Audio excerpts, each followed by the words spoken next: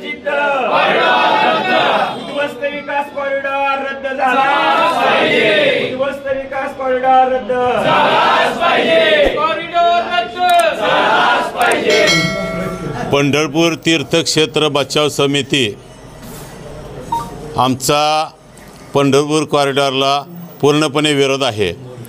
कॉरिडॉरची प्रक्रिया मान्य जिल्हाधिकाऱ्यांनी सुरू केली, त्याला आमच्या लोकांनी मीटिंगला हजर राहून ठाम विरोध दर्शवलेला आहे।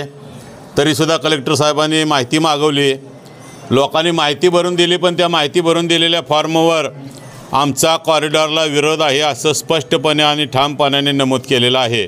असं असताना सुद्धा प्रशासन असं उठवतं आहे की ज्यांनी माहिती दिली ते कॉरिडॉरच्या बाजूने आहे। हे 100% खोटं आहे। सत्यमेव जयते ही ब्रीदवाक्य असलेल्या प्रशासनाने असे खोटेपणा करू नये। ज्या लोकांनी माहिती दिली ते 510 लोकसुद्धा बहुतांशी कॉरिडॉर विरोधक आहेत। जे राहिलेले 132 लोक आहेत ज्यांनी माहिती दिली नाही त्यांचाही कॉरिडॉरला ठाम विरोध आहे। आणि जे या 132 मधले उद्या काय माहिती द्यायला जातील ते सुद्धा त्यावर असंच लिहिणार आहे की कॉरिडॉर प्रकल्पाला आमचा ठाम विरोध आहे। असं असून सुद्धा सरकारने दडपशाहीने लोक कॉरिडॉरच्या बाजूने आहेत असं बळेनं ठरवलेलं आहे। यासाठी आमची भूमिका मांडण्यासाठी आम्ही सभा घेणार होतो। कायदेशीर मार्गाने आम्ही अर्ज विनंती सभेची केली, परंतु सभेला परवानगी नाकारलेली आहे। अशा प्रकारे दडपशाही चालू आहे। म्हणून आम्ही प्रशासनाला लेखी स्वरूपात विनंती केलेली आहे की तुम्ही हे जे संभाव्य बाधित आहेत या संभाव्य बाधितांचं मतदान घ्यावं आणि त्यांना कॉरिडॉरच्या बाजूने आहे की कॉरिडॉरच्या विरोधी आहे असं मतदान घ्यावं, म्हणजे तुम्हाला काय खरं ते खरं खोटं कळेल। परंतु सरकार यामध्ये कट प्रॅक्टिस करत आहे। सरकारने फक्त मालमत्ताधारकांचंच बाधित धरलेलं आहे। मालमत्ताधारकांच्यापेक्षाही जास्त भाडेकरू जास्त बाधित आहेत। एकट्या शिंदे आणि होळकर सरकारवाल्याची 40 भाडेकरू आहेत। भाडेकरूंची संख्या मोठी आहे। म्हणून जर सरकारने मतदान नाही घेतलं तर या 4-5 दिवसामध्ये आम्ही कृती समितीच्या वतीने सर्व, मग ते मालक असू भाडेकरू असू, जो मनुष्य या कॉरिडॉरचा संभाव्य बाधित आहे त्या माणसाचं मत घेऊन त्यानुसार मतदान घेऊन कॉरिडॉरला पाठिंबा आहे का विरोध आहे हे आम्ही प्रगट करणार आहे। या सगळ्या गोष्टींना आपण साथ द्यावी अशी आमची विनंती आहे।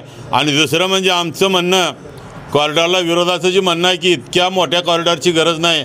ही महाराष्ट्र शासनाच्या जे काम नगररचना करण्याचं काम ज्या खात्याकडे आहे त्या नगरविकास खात्याची DP योजना आलेली आहे आणि त्या DP योजनेमध्ये हा रस्ता फक्त 18 मीटरचा दाखवलेला आहे। म्हणजे सरकारच्या तज्ज्ञ लोकांना, टाउन प्लॅनिंगच्या इंजिनियर लोकांना हा रस्ता 18 मीटरचा योग्य वाटतो, त्या ठिकाणी तुम्ही 100 मीटर करायला लागलेला आहे। या अशा मोहम्मद तुगलकी कारभाराचा आम्ही पूर्णपणे निषेध करतो। कॉरिडॉरला आमचा विरोध आहे आणि कॉरिडॉरचा प्लॅन आम्ही हाणून पाडणार आहोत। जे आमदार आणि सोलापूर जिल्ह्याचे पालकमंत्री तिघांनी सुद्धा आमच्या संभाव्य बाधितांकडे पाठ फिरवलेली आहे। आम्हाला सरकारचं मत आम्हाला सांगण्यामध्ये ते पुढे आहेत।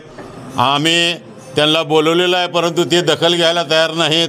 कुठल्या तर अज्ञात शक्तीच्या दडपणाखाली ते आहेत।